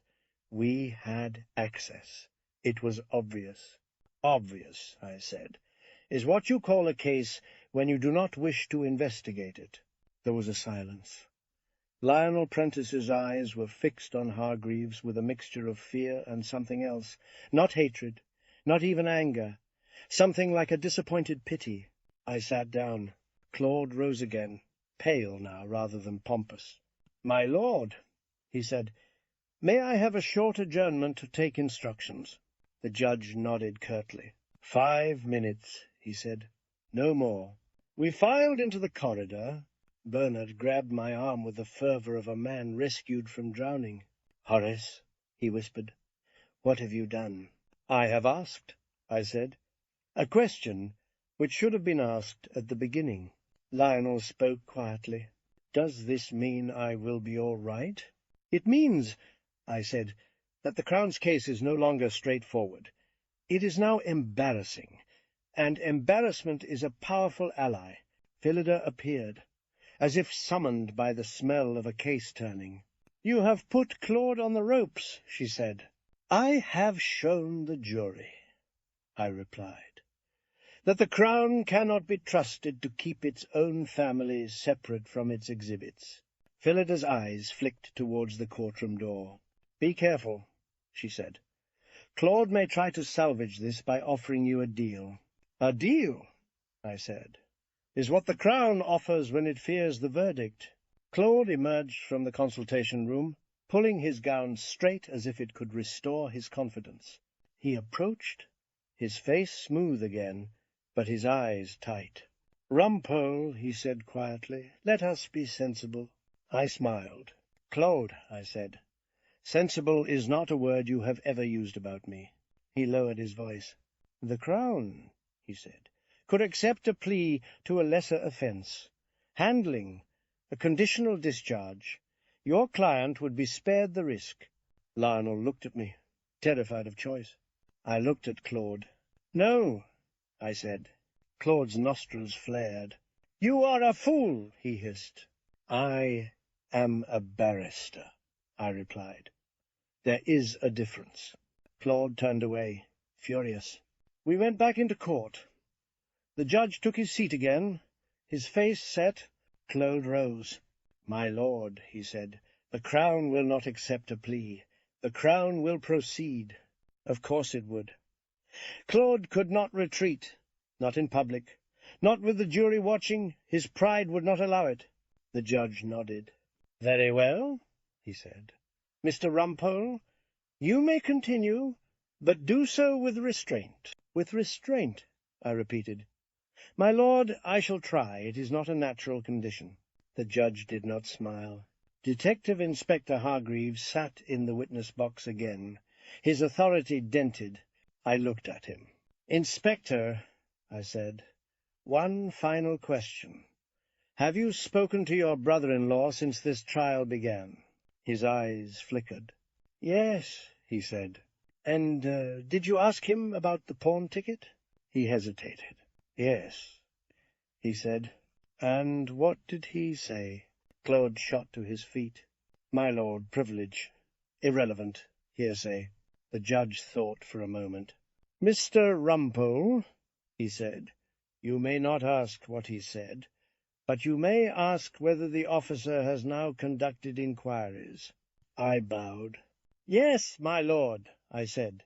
"Inspector, have you now made inquiries of your brother-in-law regarding a diamond brooch?" Hargreaves's voice was low. "Yes," he said. "And have you now made inquiries of the pawnbroker?" He swallowed. "Yes," he said. I nodded. "No further questions?" I said. I sat down, because the story was now in motion. The Crown could not stop it. The jury had heard the name. They had seen the crack. All that remained was for the crack to open, and for the brooch, or its absence, to speak for itself. And in that I had confidence. Not in the police, not in procedure, but in 12 ordinary people, watching a man in uniform try to explain why his brother-in-law's name had appeared on the wrong piece of paper at the wrong time. Chapter 8. The Crown's Simple Case. There is a moment in every trial when you can feel the Crown's confidence shift. It is not always dramatic. There is no thunder, no swooning, no sudden confession from the gallery. It is simply that the prosecution begins to sound as though it is explaining itself. Claude Erskine Brown, having been forced to swallow the name Dennis Moulton in open court, returned to his feet with the careful poise of a man trying not to spill his own dignity. "My lord," he said, "the Crown will call Dennis Moulton." Lionel Prentice made a small sound, as though the air had left him. Bernard stared at Claude, astonished. Phillida, who had slipped into the back of court, sat very still. That was encouraging. Phillida sits still when she expects truth.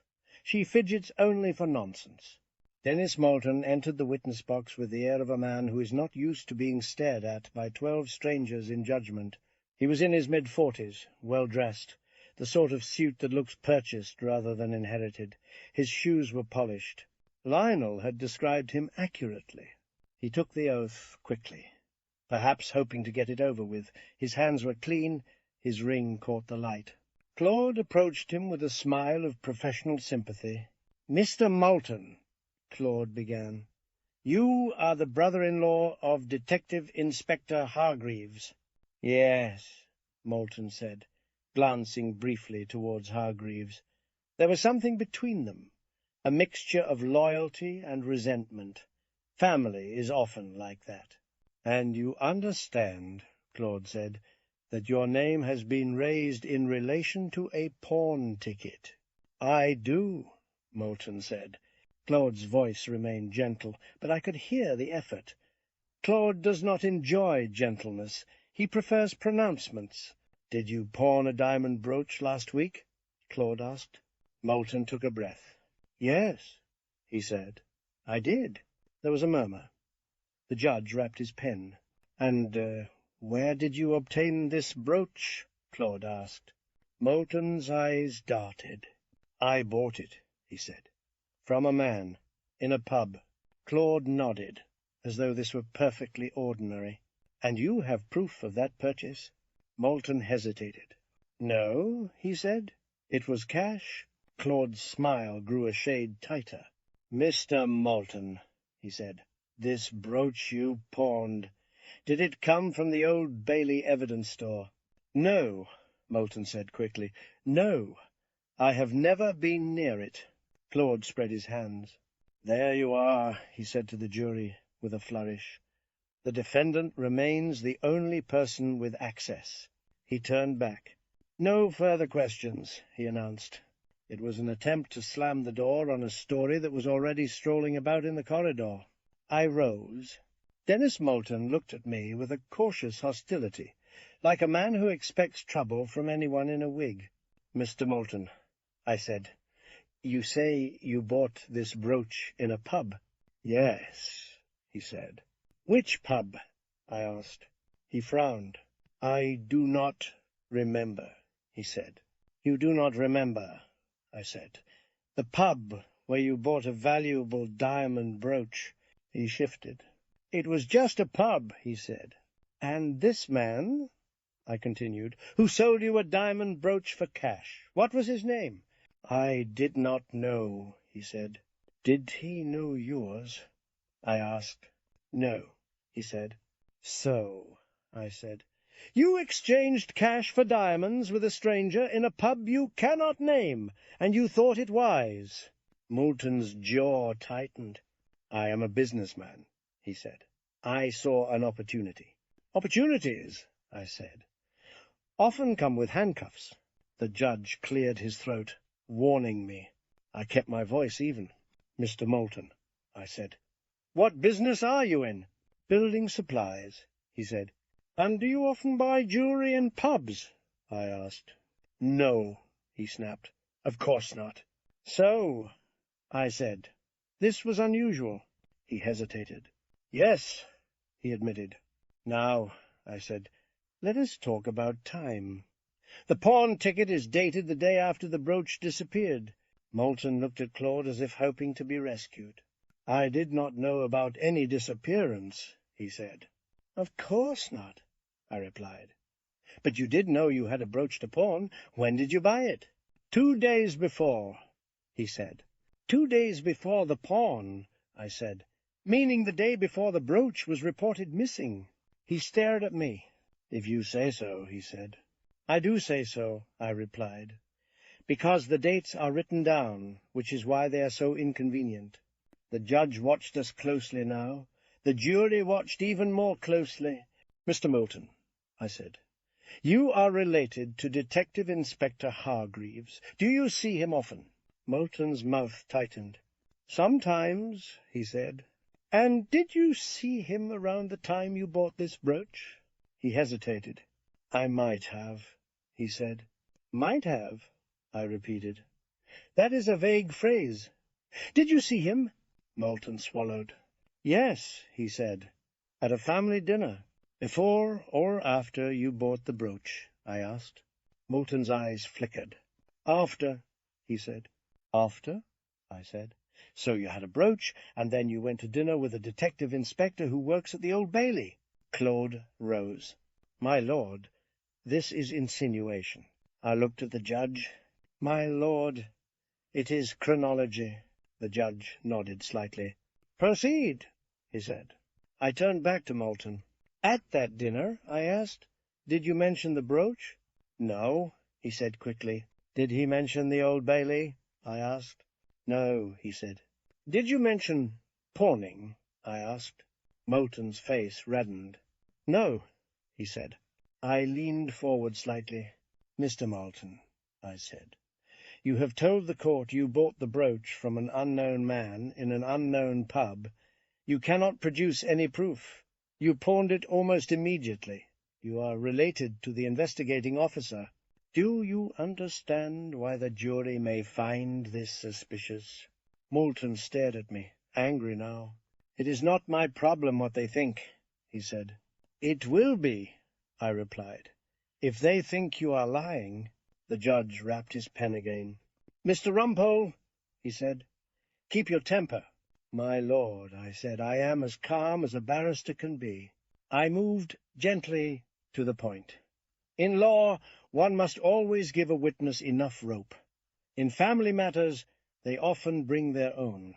"Mr. Moulton," I said, "did you ever visit the police station where your brother-in-law works?" "Yes," he said, reluctantly. "How often?" I asked. "A few times," he said. "And did you visit around the time you bought this brooch?" I asked. He hesitated. "No," he said. "Inspector Hargreaves," I said, turning slightly, "my lord has permitted the witness to answer questions. We have already heard that the brooch spent a night in an interview room at that station. If Mr. Moulton visited that station, it matters." Claude sprang up again. "My lord, the defense is making wild suggestions." The judge looked at Claude with annoyance. "Mr. Erskine Brown," he said, "your witness can answer whether he visited. That is not wild. That is relevant." Moulton's face was now slick with discomfort. "I did not visit," he said, stubbornly. I nodded. "Very well," I said. "Then let us look at something else. Your pawn ticket. It includes an address." "Yes," he said. "And that address is your home." "Yes," he said. "And you signed it." "Yes," he said. "So you were prepared to put your name and address on a record for a brooch bought from a stranger." He stared at me, trapped. "It is how pawnbrokers work," he said. "Indeed," I replied. "They like to know who to find when trouble arrives." I turned back towards the judge. "My lord," I said, "I apply that the pawnbroker be called to confirm the ticket and describe the item." Claude's face tightened. He stood. "My lord, the Crown does not object, but this is prolonging the case." The judge's eyes narrowed. "This case has been prolonged," he said, "because the Crown's procedures appear to have been less than exemplary. We will hear the evidence." The pawnbroker arrived later that afternoon. A patient man, with spectacles and the air of someone who has heard every lie in London and never found any of them impressive. He confirmed the ticket. He confirmed the date. He confirmed Dennis Moulton's signature. He confirmed the brooch was diamond, distinctive, and fitted the description in the exhibit list. Claude tried to shake him. It was like watching a pompous child attempt to move a lamp-post. In my cross-examination, I asked one thing. "Did the witness appear nervous?" I said. The pawnbroker shrugged. "No more than usual," he said. "People are always nervous when they pawn something they should not have." There was a rustle in the jury. Lionel's shoulders loosened slightly. Bernard looked as though he might faint in relief.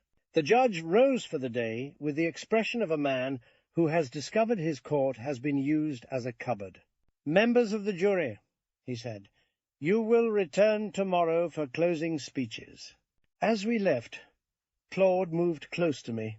"You cannot prove," he hissed, "that it was the same brooch." "I do not need to prove it," I said. "I need to make the jury doubt you."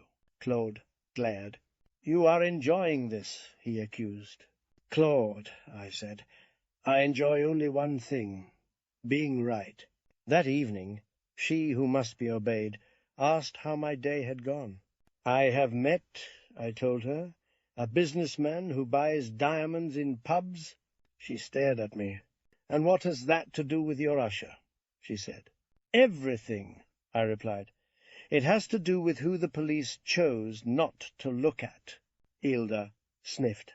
"Well," she said, "do not come home boasting. It is vulgar." I went to bed without boasting, but with a quiet satisfaction. The Crown's case had been peeled back, the tape had told its tale, the chain had come apart. All that remained was for me, in the morning, to remind 12 ordinary people that when the Crown cannot keep its exhibits safe, it has no right to ask them to keep an innocent man in prison. Chapter 9. The Art of the Closing Speech. The last day of a trial always has the same smell. Stale wood, damp wool, old paper, and that faint sharpness of fear which no court cleaner has ever managed to scrub away. It was in that atmosphere that Claude Erskine Brown prepared to rescue his straightforward case from the swamp into which it had wandered. Lionel Prentice sat in the dock, looking as though he had been balanced there by accident. He had put on his best grey suit again, as if respectability might protect him. His hands were still. Only his eyes moved. From the judge to the jury to me, with the helpless attention of a man waiting for someone else to decide whether he deserved his own life. Claude rose first, smoothing his gown like a man, straightening the bedspread on an unmade mattress. "My lord, members of the jury," he began, "the Crown's case remains simple." I felt Bernard flinch beside me. Bernard has an honest relationship with the word simple. It frightens him. Claude spoke of the Old Bailey, of its dignity, of the need for public confidence. He spoke as though the evidence store were a holy place and the tape on the evidence bag had been applied by angels. He conceded, with the air of granting a favour, that there had been some irregularities. "There were imperfections," he said, "in the administrative arrangements." Administrative arrangements! That was Claude for you. An evidence bag with no seal becomes a minor slip of the pen. But, he continued, raising his voice, the central point is unchanged.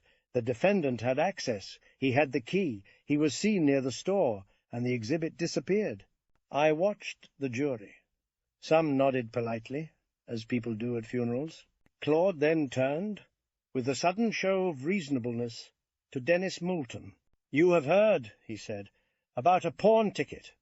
A man called Dennis Moulton pawned a brooch. The defense would have you believe this proves the defendant innocent." He looked at me, as though I had personally forged the ticket in my spare time.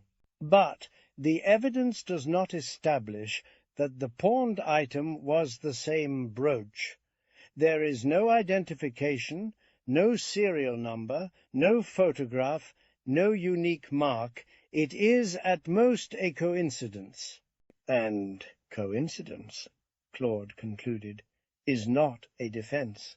He paused, and allowed his eyes to travel to Lionel, just long enough for the jury to remember that Lionel was the accused. "The defendant," Claude said, "is the only person with an official reason to have that key and an unofficial reason to abuse it." Unofficial reason? Claude meant greed. He had no proof of it, but he enjoyed the flavor. He sat down with a final nod, as if the matter had been returned to its proper place. The judge looked at me. "Mr. Rumpole," he said, "your closing." I stood. I did not flourish. Flourishes are Claude's department. I merely addressed the jury as 12 ordinary people who had been asked to do an extraordinary thing. "Members of the jury," I said, "you have listened to a great deal of talk about integrity." Claude's nostrils quivered. "You have also," I continued, "seen a plastic bag held together with tape. You have heard that an exhibit of value spent a night in an interview room. You have heard that seal numbers changed, as though the law were a parlor trick. Those are not small details. Those are the bones of the case." I glanced briefly at Lionel. "My client," I said, "is an usher. He is not a man who rides through life on confidence and connections. He points people to their seats and gets blamed when the building creaks. He had a key for emergencies. He did not have an emergency. What he had was an accusation in search of a convenient owner." I moved slowly, because juries do not like haste. It suggests you want to rush them past the awkward bit. "The Crown says," I went on, "that a pawned brooch is a coincidence. Very well. Let us treat it as a coincidence. Let us ask, what else is coincidental?" I held up the exhibit log. The brooch was handled repeatedly. It was rebagged. It was stored in ways that have made the judge frown, and have made the Crown choose new words for old mistakes. Then it disappears. The investigating officer assures you it must be the man with the key, because that is convenient. And the day after the disappearance, a diamond brooch is pawned by the investigating officer's brother-in-law. I let that sit. In court, silence can be as useful as a question. "Now," I said, "I am not asking you to decide what Dennis Moulton did. That is not your task today. Your task is simpler. You must decide whether the Crown has proved, so that you are sure, that Lionel Prentice stole the exhibit." I looked at them one by one, as if they were my last line of defense against official laziness. "Can you be sure," I asked, "when the Crown cannot even show you a properly sealed bag? Can you be sure when the exhibit spent time outside secure storage? Can you be sure when the chain of custody is not a chain at all, but a string with knots that come undone?" I heard my own voice soften, because a jury is made of people, not statutes. "Mr. Prentice has worked in that building for years," I said. "If he had been a thief, you would have heard something. Debt, drink, extravagance, a sudden purchase. You heard none of it. What you did hear was procedure, and then you watched procedure fail." I paused, and allowed myself one quotation, because there are moments when Wordsworth is useful. "There is a golden thread in our law. I said, "and it is not there for decoration. It is there so that assumptions do not strangle decent people." I sat down. The judge leaned back and began his summing up. He was not sentimental. Judges rarely are. But he was careful, and that was enough. He reminded the jury that the burden was on the Crown. He reminded them that suspicion was not proof. He reminded them that the state of the exhibit handling was a matter they could consider. He did not praise my eloquence. Judges do not praise. It might encourage barristers. When he finished, he looked at the jury. "You will retire," he said, "and consider your verdict." They stood, filed out, and the court was left with the peculiar quiet that follows when the power leaves the room. Lionel turned his head slightly towards me. "Mr. Rumpole," he whispered, "will they believe it?" "They will believe," I said quietly, "what they have seen with their own eyes." The judge rose. Claude gathered his papers with tight, angry hands. Detective Inspector Hargreaves stared at the floor as though it might offer guidance, and we waited, in the Old Bailey's stale air, for 12 ordinary minds to do what institutions so often fail to do. To use common sense? Chapter 10. Chateau Thames Embankment. Juries, in my experience, have 2 great talents. One is to look bored while absorbing everything. The other is to take just long enough to make everyone suffer, without providing the entertainment of uncertainty. On this occasion, they were gone a little over an hour. Long enough for Lionel Prentice to imagine prison in every cough from the corridor. Long enough for Claude Erskine-Brown to practice his disappointed expression. Long enough for Detective Inspector Hargreaves to sit like a man, waiting for a reprimand from his own conscience. I spent the time as any sensible barrister would. I recited a little Wordsworth to myself, and imagined the taste of claret. At last the jury returned, filing back into their places, with the solemn, slightly resentful air of people who have been asked to do something important at the expense of their lunch. The clerk called for silence.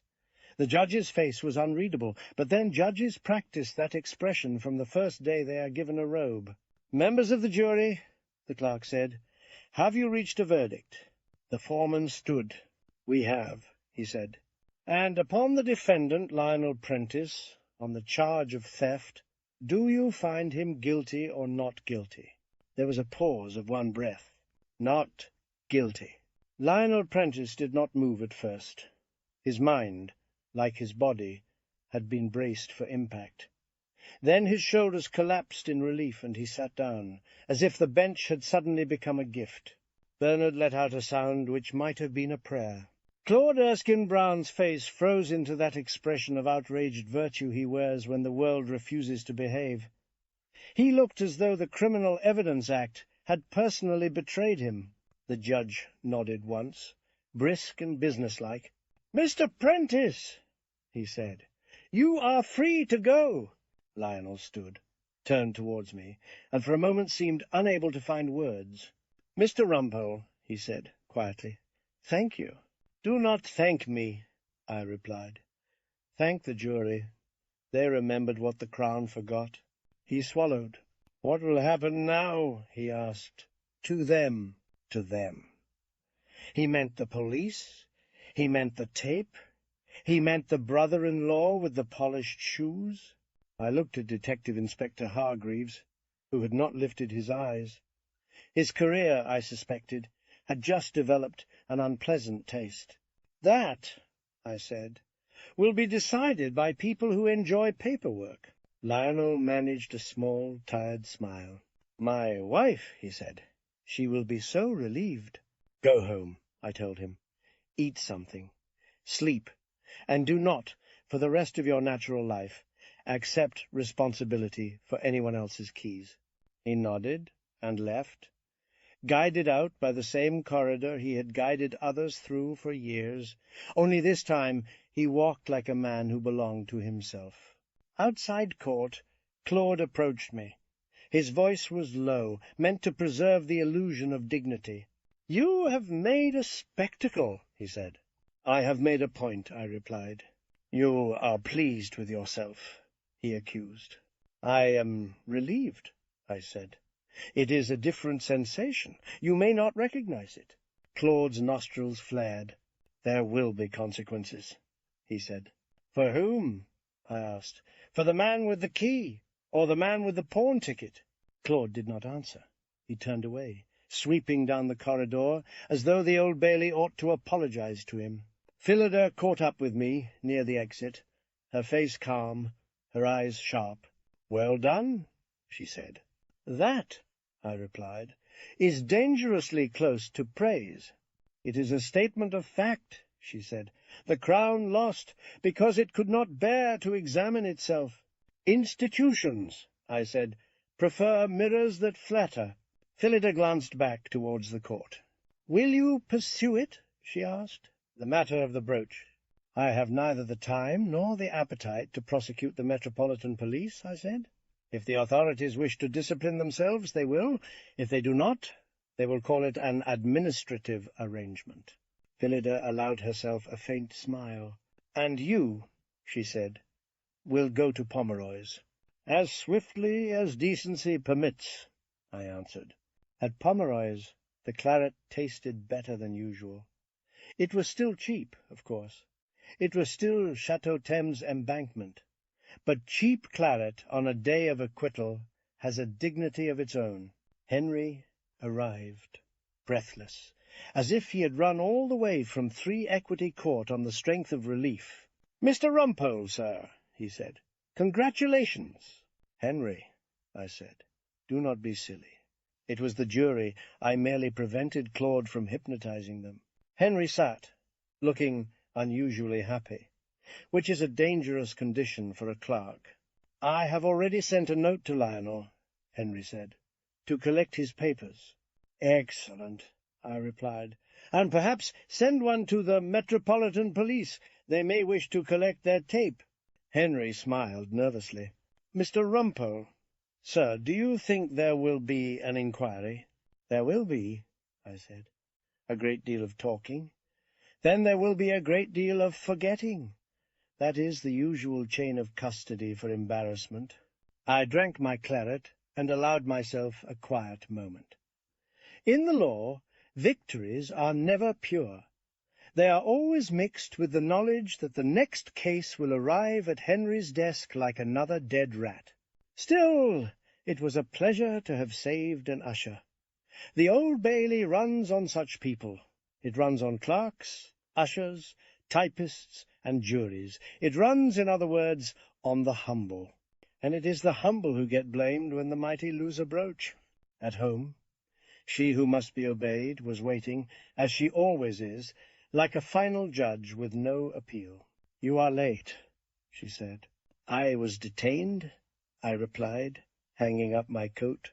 "Detained," she repeated. "By what?" "That wine bar." "By justice," I said. She looked at me, unconvinced. "And did justice pay?" she asked. "No," I said, truthfully. "But it allowed an innocent man to go home." Hilda sniffed. "Innocent," she said. "All your clients are innocent, according to you." "Only until the Crown proves otherwise," I replied. She shook her head. And then, in a moment of rare domestic generosity, she put a plate on the table. "Sit down," she said. "Eat. Tighten your belt later." I sat. I ate. I did not tighten anything. And as I listened to the sounds of Froxbury Mansion settling into its ordinary evening routine, I reflected that the only truly secure place in the Old Bailey is not the evidence store, not the interview room, not the Crown's solemn assurances. It is the common sense of 12 citizens who can look at a strip of tired tape and say, without Latin or ceremony, that it is not enough to convict a man. Good evening, ladies and gentlemen. That was Rumpole and the Unsealed exhibit. If you enjoyed this little excursion into the Crown's fondness for tape, tidy assumptions, and the occasional inconvenient fact, then please take a moment to like the video and subscribe, but only if you like what I am doing here, and do leave a comment. Tell us where you are, what time it is, and whether you have ever trusted an institution to keep hold of something small and valuable. I should be fascinated to know. Until next time, switch off the lights, draw the curtains against the London rain, and pour yourself a modest glass of Chateau Thames Embankment. Then remember that, for all the wigs and solemn voices, the law is at its best when it does the simplest thing and refuses to convict without proof.